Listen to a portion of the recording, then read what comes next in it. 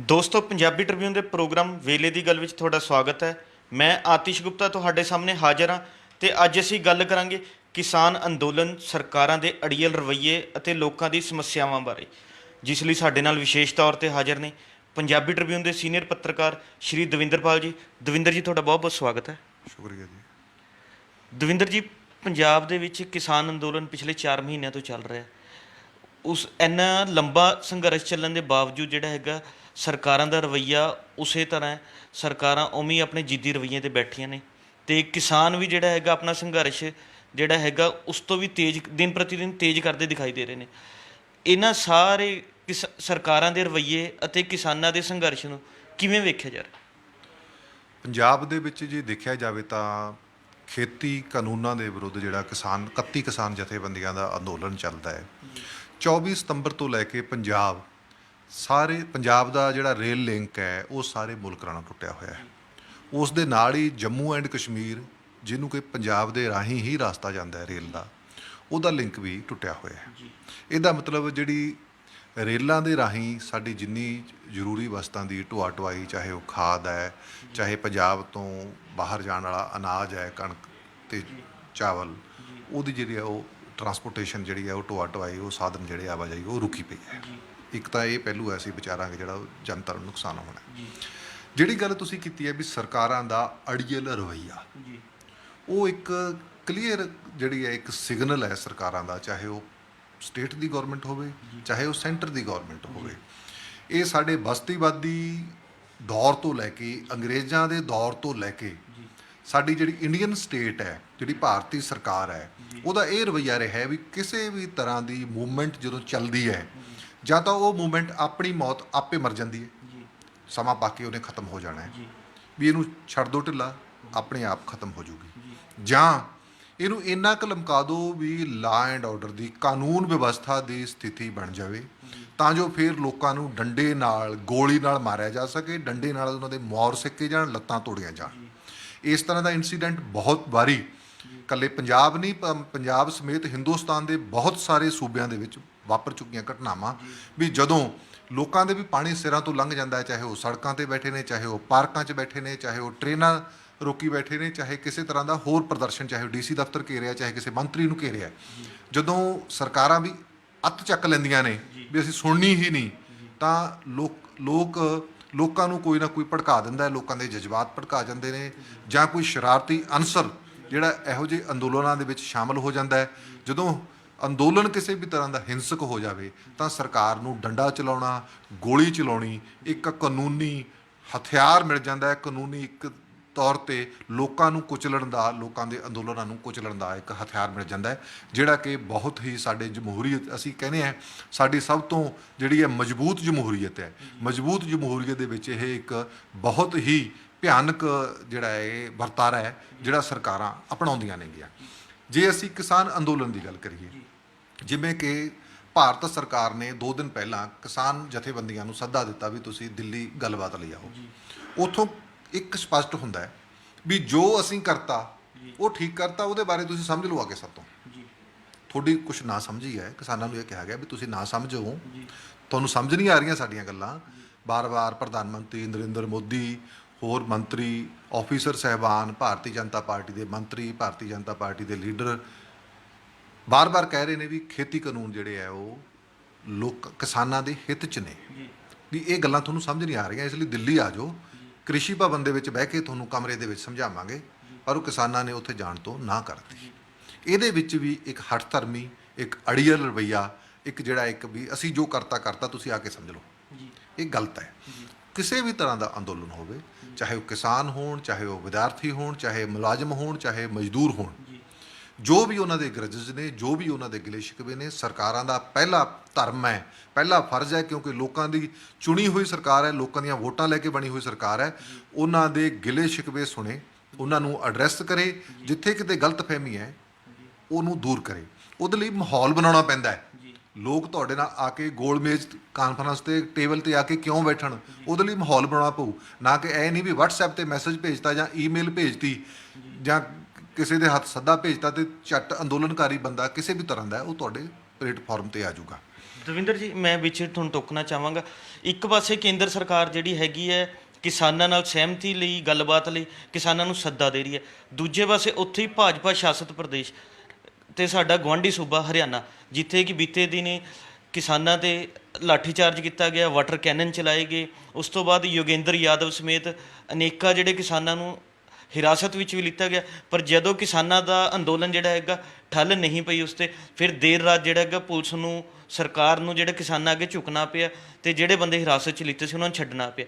ਉਦੋਂ ਬਾਅਦ ਜਿਹੜਾ ਕਿਸਾਨਾਂ ਨੇ ਉੱਥੇ ਪੱਕਾ ਮੋਰਚਾ ਹਰਿਆਣਾ ਦੇ ਡਿਪਟੀ ਸੀਐਮ ਦੇ ਘਰ ਦੇ ਬਾਹਰ, ਦੁਸ਼ਯੰਤ ਚੌਟਾਲਾ ਦੇ ਘਰ ਦੇ ਬਾਹਰ ਲਾ ਦਿੱਤਾ। ਇਸ ਸਾਰੇ ਘਟਨਾਕ੍ਰਮ ਨੂੰ ਕਿਵੇਂ ਦੇਖੋਗੇ?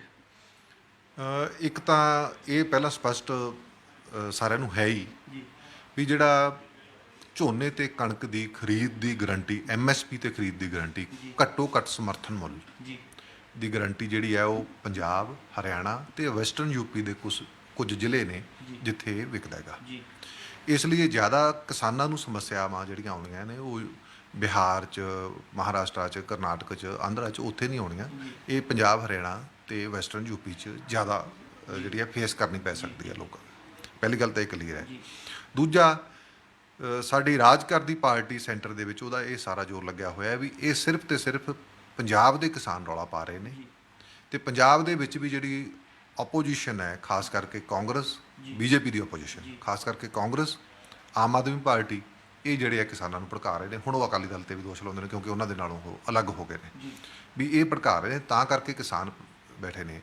ਹਰਿਆਣੇ ਦੇ ਵਿੱਚ ਉਹ ਇਸ ਕਰਕੇ ਅੰਦੋਲਨ ਨੂੰ ਦਬਾਉਣਾ ਚਾਹੁੰਦੇ ਨੇ ਕਿਉਂਕਿ ਉਹਨਾਂ ਦੀ ਸਰਕਾਰ ਹੈ, ਤਾਂ ਜੋ ਇਹ ਮੈਸੇਜ ਦੇਣ ਵੀ ਹਰਿਆਣੇ ਦੇ ਵਿੱਚ ਕਿਸਾਨਾਂ ਨੂੰ ਕੋਈ ਸਮੱਸਿਆਵਾਂ ਨਹੀਂ, ਕੋਈ ਅੰਦੋਲਨ ਨਹੀਂ ਕਰ ਰਹੇ, ਤਾਂ ਜੋ ਇੱਕ ਜਗ੍ਹਾ ਜੇ ਸਿਰ ਚੱਕਿਆ ਹਰਿਆਣੇ ਦੇ ਵਿੱਚ, ਉੱਥੇ ਹੀ ਉਹਨਾਂ ਨੂੰ ਡਾਂਗ ਦੇ ਪੁਲਿਸ ਦੇ ਸੋਟੀ ਦੇ, ਪੁਲਿਸ ਦੀ ਲਾਠੀ ਦੇ ਜ਼ੋਰ ਨਾਲ ਉਸ ਅੰਦੋਲਨ ਨੂੰ ਦਬਾ ਦਿੱਤਾ ਜਾਵੇ, ਤਾਂ ਜੋ ਸੂਬਾ ਵਿਆਪੀ ਜਿਹੜਾ ਰਾਜ ਵਿਆਪੀ ਅੰਦੋਲਨ ਨਾ ਉੱਠ ਸਕੇ। ਇਹ ਤੋਂ ਸਪਸ਼ਟ ਜਿਹੜਾ ਇਹੀ ਦਿੰਦਾ ਹੈਗਾ ਜੀ। ਜਿਹੜੀ ਅਗਲੀ ਗੱਲ ਜਿਹੜੀ ਸਭ ਤੋਂ ਵੱਡੀ ਕਰਨ ਵਾਲੀ ਹੈਗੀ ਵੀ ਸਾਡਾ ਜਿਹੜਾ ਦੋਨਾਂ ਧਿਰਾਂ ਨੂੰ ਸਮਝਣਾ ਚਾਹੀਦਾ ਹੈ, ਚਾਹੇ ਉਹ ਕਿਸਾਨ ਵੀ ਨੇ, ਕਿ ਰੇਲਾਂ, ਸੜਕਾਂ ਪੱਕੇ ਤੌਰ ਤੇ ਰੋਕਣਾ ਕਿਸੇ ਵੀ ਸਮੱਸਿਆ ਦਾ ਪੱਕਾ ਹੱਲ ਹੈ।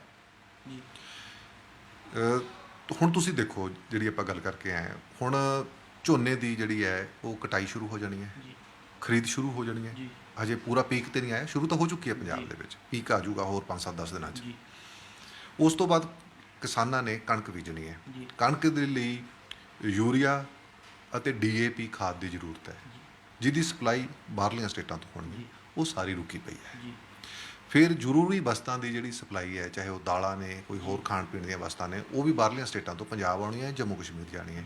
ਅਤੇ ਜੇ ਨਹੀਂ ਆਉਣਗੀਆਂ ਤਾਂ ਪੰਜਾਬ ਦੇ ਵਿੱਚ ਜੇ ਸਮਾਨ ਘਟਦਾ ਹੈ ਤਾਂ ਉਹਦੇ ਰੇਟ ਵੱਧ ਸਕਦੇ ਨੇ, ਜ਼ਰੂਰੀ ਵਸਤਾਂ ਦੇ ਰੇਟ ਵੱਧ ਸਕਦੇ ਨੇ। ਇਸ ਲਈ ਕਿਸਾਨਾਂ ਨੂੰ ਇੱਕ ਗੱਲ ਜ਼ਰੂਰ ਸੋਚਣੀ ਚਾਹੀਦੀ ਹੈ ਵੀ ਕਿ ਅੰਦੋਲਨ ਨੂੰ ਸਫਲ ਬਣਾਉਣ ਲਈ ਜਮਹੂਰੀ ਤਰੀਕੇ ਨਾਲ, ਸ਼ਾਂਤਮਈ ਤਰੀਕੇ ਨਾਲ, ਅਹਿੰਸਕ, ਬਿਨਾਂ ਹਿੰਸਾ ਵਾਲਾ ਅੰਦੋਲਨ ਸਫਲ ਬਣਾਉਣ ਲਈ ਕਿਹੜਾ ਤਰੀਕਾ ਅਪਣਾਇਆ ਜਾਵੇ ਉਹ ਬੇਹੱਦ ਜ਼ਰੂਰੀ ਹੈ, ਤਾਂ ਜੋ ਲੋਕਾਂ ਨੂੰ ਜ਼ਰੂਰੀ ਵਸਤਾਂ ਤੇ ਕਿਸਾਨਾਂ ਨੂੰ ਵੀ ਜਿਹੜੀ ਹੈ ਅਗਲੀ ਫਸਲ ਬੀਜਣ ਲਈ ਇਨਪੁਟਸ, ਲਾਗਤਾਂ ਦੀ ਜਿਹੜੀ ਹੈ ਜ਼ਰੂਰਤ ਪੈਣੀ ਹੈ, ਉਹਦੇ ਸਪਲਾਈ ਦੇ ਵਿੱਚ ਕੋਈ ਵਿਘਨ ਨਾ ਪਵੇ। ਕਿਉਂਕਿ ਇਹਨਾਂ ਕਿਸਾਨਾਂ ਨੇ ਹੁਣ 15 ਅਕਤੂਬਰ ਤੱਕ ਜਿਹੜਾ ਇੱਕ ਰੇਲ ਰੋਕੋ ਅੰਦੋਲਨ ਵਧਾਇਆ ਹੈ। ਇਸ ਲਈ ਸਰਕਾਰ ਨੂੰ ਵੀ, ਚਾਹੇ ਉਹ ਸੈਂਟਰ ਦੀ ਹੈ ਚਾਹੇ ਪੰਜਾਬ ਦੀ ਹੈ, ਜਿਵੇਂ ਕਿ ਕੱਲ੍ਹ ਕੈਪਟਨ ਅਮਰਿੰਦਰ ਸਿੰਘ ਨੇ ਕਿਹਾ ਵੀ ਮੈਂ ਦਬਾਅ ਹੇਠ ਨਹੀਂ ਬਣੂ, ਜਿਵੇਂ ਕੈਪਟਨ ਅਮਰਿੰਦਰ ਸਿੰਘ ਦਾ ਸੁਭਾਅ ਹੈ, ਇਹ ਦਬਾਅ ਹੇਠ ਸਰਕਾਰਾਂ ਕਈ ਵਾਰੀ ਆਉਂਦੀਆਂ ਨੇ ਜਦੋਂ ਲੋਕਾਂ ਦਾ ਦਬਾਅ ਪੈਂਦਾ, ਕਿਉਂਕਿ ਤੁਸੀਂ ਲੋਕਾਂ ਦੇ ਚੁਣੇ ਹੋਏ ਲੀਡਰ ਹੋ। ਦਬਾਅ ਵੀ ਮੰਨਦੇ, ਬਹੁਤ ਪੈਰਾਂ ਮਤਲਬ ਨੰਗੇ ਪੈਰ ਚੱਲ ਕੇ ਜਾਂਦੇ ਮੰਤਰੀ, ਮੁੱਖ ਮੰਤਰੀ ਦੇਖੇ ਨੇ। ਇਸ ਲਈ ਇਹ ਗੱਲ ਨਹੀਂ ਹੁੰਦੀ। ਪਰ ਮੈਂ ਕਹੂੰਗਾ ਦੋਨੇ ਪਾਸਿਓਂ ਅੜੀਅਲ ਤੇ ਜ਼ਿੱਦੀ ਰਵੱਈਆ ਜਿਹੜਾ ਉਹ ਲੋਕ ਹਿੱਤ 'ਚ ਨਹੀਂ ਕਿਹਾ ਜਾਂਦਾ, ਨਾ ਹੀ ਜਮਹੂਰੀਅਤ ਤਰੀਕੇ 'ਚ ਤੌਰ ਤਰੀਕੇ ਨਾਲ ਇਹਨੂੰ ਸਹੀ ਕਿਹਾ ਜਾ ਸਕਦਾ। ਇਸ ਲਈ ਇਸ ਅੰਦੋਲਨ ਦਾ ਕੋਈ ਨਾ ਕੋਈ ਹੱਲ ਜਿਹੜਾ ਹੈ ਉਹ ਜ਼ਰੂਰ ਕੱਢਿਆ ਜਾਣਾ ਚਾਹੀਦਾ ਹੈ, ਤਾਂ ਜੋ ਕਿਸੇ ਵੀ ਕਿਸਮ ਦੀ ਲੋਕਾਂ ਨੂੰ ਪਰੇਸ਼ਾਨੀ ਨਾ ਹੋਵੇ। ਦਵਿੰਦਰ ਜੀ, ਜੇ ਗੱਲ ਕਰੀਏ ਹੁਣ ਕਿਸਾਨ ਅੰਦੋਲਨ ਦੇ ਨਾਲ ਕਰੋਨਾ ਦੇ ਵਿੱਚ ਸੈਂਟਰ ਗੌਰਮੈਂਟ ਵੀ ਕਹਿ ਰਹੀ ਹੈ, ਸਟੇਟ ਗੌਰਮੈਂਟ ਵੀ ਕਹਿ ਰਹੀ ਹੈ ਵੀ ਕਿ ਸਾਨੂੰ ਜਿਹੜਾ ਹੈ ਆਰਥਿਕ ਤੌਰ ਤੇ ਬਹੁਤ ਨੁਕਸਾਨ ਹੋਇਆ। ਦੂਜੇ ਪਾਸੇ ਕਿਸਾਨਾਂ ਵੱਲੋਂ ਜੇ ਰੇਲਾਂ ਰੋਕ ਲਿੱਤੀਆਂ ਤਾਂ ਅਸੀਂ ਫਸਲਾਂ ਦੀ ਸਪਲਾਈ ਨਹੀਂ ਕਰ ਸਕਦੇ, ਨਾ ਬਾਹਰੋਂ ਕੁਝ ਪੰਜਾਬ 'ਚ ਆ ਸਕਦਾ। ਇਹਦੇ ਨਾਲ ਵੀ ਜਿਹੜਾ ਹੈਗਾ ਸੂਬੇ ਨੂੰ ਵੀ, ਕੇਂਦਰ ਨੂੰ ਵੀ ਆਰਥਿਕ ਤੌਰ ਤੇ ਬਹੁਤ ਵੱਡੇ ਨੁਕਸਾਨ ਦਾ ਸਾਹਮਣਾ ਕਰਨਾ ਪੈ ਰਿਹਾ। ਇਸ ਨੂੰ ਤੁਸੀਂ ਕਿਵੇਂ ਦੇਖੋ? ਅਸਲ 'ਚ ਹੁਣ ਤੱਕ ਤਾਂ ਸਰਕਾਰ ਨੂੰ ਇਹੀ ਲੱਗਦਾ ਹੈ ਵੀ ਹੁਣ ਕਿਸਾਨ ਰੁੱਝ ਜਾਣਗੇ ਝੋਨੇ ਦੀ ਕਟਾਈ 'ਚ, ਫਿਰ ਝੋਨਾ ਵੇਚਣ 'ਚ, ਤੇ ਉਸ ਤੋਂ ਬਾਅਦ ਜਿਹੜਾ ਹੈ ਕਣਕ ਦੀ ਬਿਜਾਈ 'ਚ। ਇਸ ਲਈ ਇਹ ਅੰਦੋਲਨ ਹੋ ਸਕਦਾ ਹੈ ਆਪਣੀ ਮੌਤ ਆਪੇ ਹੀ ਮਰ ਜੇ। ਪਰ ਜੇ ਕਿਸਾਨ 20 ਨਵੰਬਰ ਤੱਕ, ਕਿਉਂਕਿ ਕਣਕ ਦੀ ਬਿਜਾਈ ਜਿਹੜੀ ਹੈ ਤਕਰੀਬਨ ਖਤਮ ਹੋ ਜਾਂਦੀ ਹੈ, ਜੇ ਉਸ ਤੋਂ ਬਾਅਦ ਵੀ ਅੰਦੋਲਨ ਭਖਦਾ ਹੈ ਤਾਂ ਸਰਕਾਰ ਲਈ ਬਹੁਤ ਵੱਡਾ ਚੈਲੰਜ ਹੈ। ਜਿਹੜੀ ਗੱਲ ਤੁਸੀਂ ਕਰੀ ਆਰਥਿਕ ਸਮੱਸਿਆਵਾਂ ਦੀ, ਬਿਨਾਂ ਸ਼ੱਕ ਚਾਹੇ ਉਹ ਪੰਜਾਬ ਗੌਰਮੈਂਟ ਹੈ, ਚਾਹੇ ਉਹ ਹਰਿਆਣਾ ਦੀ ਗੌਰਮੈਂਟ ਹੈ, ਚਾਹੇ ਭਾਰਤ ਸਰਕਾਰ ਹੈ, ਸਾਰੀਆਂ ਸਰਕਾਰਾਂ ਨੂੰ ਆਰਥਿਕ ਤੌਰ ਤੇ ਵੱਡੀਆਂ ਚੁਣੌਤੀਆਂ ਦਾ ਸਾਹਮਣਾ ਕਰਨਾ ਪੈ ਰਿਹਾ। ਲੋਕਾਂ ਦੇ ਰੁਜ਼ਗਾਰ ਖੁੱਸ ਰਹੇ ਨੇ, ਸਰਵਿਸ ਇੰਡਸਟਰੀ ਜਿਹਦੇ ਵਿੱਚ ਹੋਟਲ, ਰੈਸਟੋਰੈਂਟ, ਢਾਬੇ ਆ ਰਹੇ ਨੇ, ਉਹ ਬਿਲਕੁਲ ਤਬਾਹ ਹੋ ਰਹੇ ਨੇ। ਇਸ ਲਈ ਜਦੋਂ ਫਿਰ ਅਗਲੀ ਗੱਲ ਜਿਹੜੀ ਸਭ ਤੋਂ ਵੱਡਾ ਭਖਦਾ ਮੁੱਦਾ ਅੱਜ ਕੱਲ੍ਹ ਦੇਸ਼ ਦੇ ਵਿੱਚ, ਭਾਰਤ ਸਰਕਾਰ ਨੇ ਜਿਹੜਾ GST ਦਾ ਕੰਪਨਸੇਸ਼ਨ ਮੁਆਵਜ਼ਾ ਦੇਣ ਤੋਂ ਤਕਰੀਬਨ ਝੱਗਾ ਚੱਕ ਦਿੱਤਾ ਹੈ।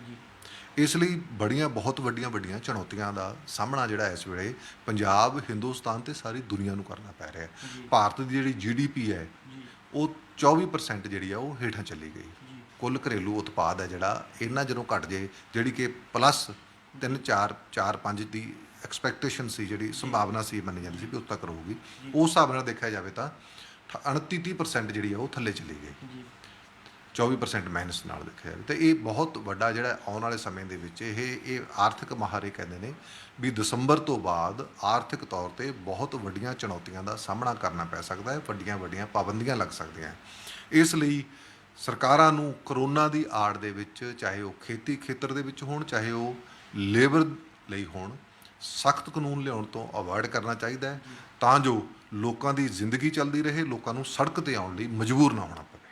ਦਵਿੰਦਰ ਜੀ, ਪੰਜਾਬ ਵਿਧਾਨ ਸਭਾ ਚੋਣਾਂ ਜਿਹੜੀਆਂ ਹੈਗੀਆਂ ਨਜ਼ਦੀਕ ਆਉਂਦੀਆਂ ਜਾ ਰਹੀਆਂ ਨੇ, ਉਸੇ ਨੂੰ ਮੁੱਖ ਰੱਖਦੇ ਜਿਹੜੀ ਪੰਜਾਬ ਦੀ ਸਾਰੀ ਸਿਆਸੀ ਪਾਰਟੀਆਂ ਦੇ ਇਹ ਕਿਸਾਨਾਂ ਅੰਦੋਲਨਾਂ ਦਾ ਲਾਹਾ ਲੈਣ ਦੀ ਕੋਸ਼ਿਸ਼ਾਂ ਕਰ ਰਹੀਆਂ ਨੇ। ਪਹਿਲਾਂ ਜੇ ਗੱਲ ਕਰੀਏ, ਆਮ ਆਦਮੀ ਪਾਰਟੀ ਨੇ ਟਰੈਕਟਰ ਮਾਰਚ ਕੀਤਾ, ਬਾਦਲ ਪਿੰਡ ਤੱਕ ਗਏ, ਫਿਰ ਸ਼੍ਰੋਮਣੀ ਅਕਾਲੀ ਦਲ ਨੇ ਕੀਤਾ, ਫਿਰ ਹੁਣ 3 ਦਿਨਾਂ ਜਿਹੜਾ ਹੈਗਾ ਕੈਪਟਨ ਅਮਰਿੰਦਰ ਸਿੰਘ ਵੀ ਟਰੈਕਟਰ ਮਾਰਚ ਕਰਕੇ ਹਟੇ ਨੇ। ਤੁਹਾਨੂੰ ਨਹੀਂ ਲੱਗਦਾ ਇਹ ਰਾਜਸੀ ਪਾਰਟੀਆਂ ਲਾਹਾ ਲੈਣ ਦੀ ਕੋਸ਼ਿਸ਼ ਤਾਂ ਕਰ ਰਹੀਆਂ ਨੇ? ਇੱਕ ਤਾਂ ਇਹਨਾਂ ਦੇ ਜਿਹੜੇ ਇਹ ਟਰੈਕਟਰ ਮਾਰਚ ਹੈ ਉਹਨਾਂ 'ਚ ਕਿਸਾਨਾਂ ਦੀ ਸ਼ਮੂਲੀਅਤ ਜਿਹੜੀ ਹੈਗੀ ਬਹੁਤ ਘੱਟ ਹੈ, ਅਤੇ ਨੰਬਰ 2 ਕਿਸਾਨ ਵੀ ਇਹ ਚੀਜ਼ ਸਮਝ ਚੁੱਕੇ ਨੇ ਵੀ ਕਿ ਰਾਜਨੀਤਾ ਜਿਹੜੇ ਹੈਗੇ ਆ, ਰਾਜਸੀ ਆਗੂ ਜਿਹੜੇ ਹੈਗੇ ਆ, ਸਿਰਫ ਸਾਡੇ ਵੋਟਾਂ ਹਾਸਲ ਕਰਨ ਤੱਕ ਹੀ ਜਿਹੜਾ ਹੈਗਾ ਸਾਡੇ ਨਾਲ ਲੱਗੇ ਹੋਏ ਨੇ। ਉਹ ਸਾਡਾ ਜਿਹੜਾ ਹੈਗਾ ਨੀਤੀਆਂ 'ਚ ਕੋਈ ਬਦਲਾਅ ਨੂੰ, ਜਾਂ ਜਿਹੜੇ ਸਾਨੂੰ ਸਮੱਸਿਆਵਾਂ ਆ ਰਹੀਆਂ ਉਹਦੇ ਹੱਲ ਲਈ ਕੋਈ ਲੰਬਾ ਜਿਹੜਾ ਹੈਗਾ ਸੰਘਰਸ਼ ਨਹੀਂ ਲੜ ਰਹੇ। ਬਿਨਾਂ ਸ਼ੱਕ ਇਸ ਵੇਲੇ ਜਦੋਂ ਦਾ ਕਿਸਾਨ ਅੰਦੋਲਨ ਭਖਿਆ ਹੈ, ਉਦੋਂ ਤੋਂ ਸਾਰੀਆਂ ਪਾਰਟੀਆਂ ਆਪਣੇ ਆਪ ਨੂੰ ਕਿਸਾਨ ਹਿਤੈਸ਼ੀ ਸਾਬਤ ਕਰਨ ਤੇ ਲੱਗੀਆਂ ਹੋਈਆਂ ਨੇ। ਇਸੇ ਕਰਕੇ ਕੈਪਟਨ ਅਮਰਿੰਦਰ ਸਿੰਘ ਵੱਲੋਂ ਇਹ ਪ੍ਰੂਵ ਕਰਨ ਦੀ ਕੋਸ਼ਿਸ਼ ਕੀਤੀ ਜਾ ਰਹੀ ਹੈ, ਸਾਬਤ ਕਰਨ ਦੀ ਕੋਸ਼ਿਸ਼ ਕੀਤੀ ਜਾ ਰਹੀ ਹੈ ਵੀ ਮੈਂ ਹੀ ਕਿਸਾਨਾਂ ਦਾ ਨੇਤਾ ਹਾਂ, ਤੇ ਆਉਣ ਵਾਲੀ ਜਿਹੜੀ ਹੈ ਵਿਧਾਨ ਸਭਾ ਚੋਣਾਂ ਹੋ ਮੈਂ ਉਹਦੇ 'ਚ ਲੀਡ ਕਰੂੰਗਾ। ਸ਼੍ਰੋਮਣੀ ਅਕਾਲੀ ਦਲ ਜਿਸ ਦਾ ਬੇਸ ਹੈ, ਜਿਹੜਾ ਮੇਨ ਮੁੱਖ ਤੌਰ ਤੇ ਆਧਾਰ ਹੈ ਇਸ ਪਾਰਟੀ ਦਾ, ਉਹ ਦਿਹਾਤੀ ਖੇਤਰ ਹੈ। ਕਿਸਾਨ ਵੀ ਦਿਹਾਤੀ ਖੇਤਰ ਨਾਲ ਸੰਬੰਧਿਤ ਨੇ। ਇਸ ਲਈ ਉਹਨੂੰ ਵੀ ਭਾਰਤੀ ਜਨਤਾ ਪਾਰਟੀ ਵੱਲੋਂ ਬਣਾਏ ਗਏ ਇਹਨਾਂ ਕਾਨੂੰਨਾਂ ਦੇ ਵਿਰੋਧ ਦੇ ਵਿੱਚ ਝੰਡਾ ਚੱਕਣਾ ਪਿਆ ਅਖੀਰ, ਕਿਉਂਕਿ ਉਹਨਾਂ ਦਾ ਆਧਾਰ ਖੁੱਸਦਾ ਜਾਂਦਾ ਸੀ। ਉਹਨਾਂ ਨੂੰ ਵੀ ਇਹ ਨਾਅਰਾ ਲਾਉਣਾ ਪਿਆ ਵੀ ਇੱਕੋ ਨਾਅਰਾ ਕਿਸਾਨ ਪਿਆਰਾ। ਤੇ ਹੁਣ ਕਿਸਾਨ ਕਿੰਨਾ ਕੁ ਸੱਚੀ ਮੁੱਚੀ ਪਿਆਰਾ ਹੈ ਜਾਂ ਦੁਪਿਆਰਾ ਹੈ, ਇਹ ਤਾਂ ਪਿਛੋਕੜ 'ਚ ਵੀ ਪਤਾ ਹੈ, ਤੇ ਕਿਸਾਨਾਂ ਦੇ ਲਈ ਕਿੰਨੀਆਂ ਕੁ ਜਿਹੜੀਆਂ ਕਾਰਗਰ ਨੀਤੀਆਂ ਅਪਣਾਈਆਂ ਜਾਂਦੀਆਂ ਤੇ ਭਵਿੱਖ 'ਚ ਕੀ ਇਹੋ ਜਿਹੀਆਂ ਕਾਰਗਰ ਨੀਤੀਆਂ ਅਪਣਾਈਆਂ ਜਾਣਗੀਆਂ, ਇਹ ਤਾਂ ਟਾਈਮ ਦੱਸੂਗਾ। ਪਰ ਅੱਜ ਦਾ ਜਿਹੜਾ ਦੌਰ ਹੈ, ਉਹ ਅਕਾਲੀ ਦਲ, ਆਮ ਆਦਮੀ ਪਾਰਟੀ ਤੇ ਕਾਂਗਰਸ ਆਪਦੇ ਆਪ ਨੂੰ ਕਿਸਾਨ ਹਿਤੈਸ਼ੀ ਸਾਬਤ ਕਰਨ ਤੇ ਜ਼ੋਰ ਲਾ ਰਹੀਆਂ ਨੇ ਪੂਰਾ। ਇਹ ਸਨ ਪੰਜਾਬੀ ਟ੍ਰਿਬਿਊਨ ਦੇ ਸੀਨੀਅਰ ਪੱਤਰਕਾਰ ਸ਼੍ਰੀ ਦਵਿੰਦਰਪਾਲ ਜੀ, ਜਿਨ੍ਹਾਂ ਨੇ ਆਪਣੇ ਵਿਚਾਰ ਸਾਡੇ ਨਾਲ ਸਾਂਝੇ ਕੀਤੇ। ਕੱਲ੍ਹ ਨੂੰ ਇਸੇ ਸਮੇਂ ਫਿਰ ਮਿਲਾਂਗੇ ਪ੍ਰੋਗਰਾਮ ਵੇਲੇ ਦੀ ਗੱਲ ਵਿੱਚ। ਧੰਨਵਾਦ।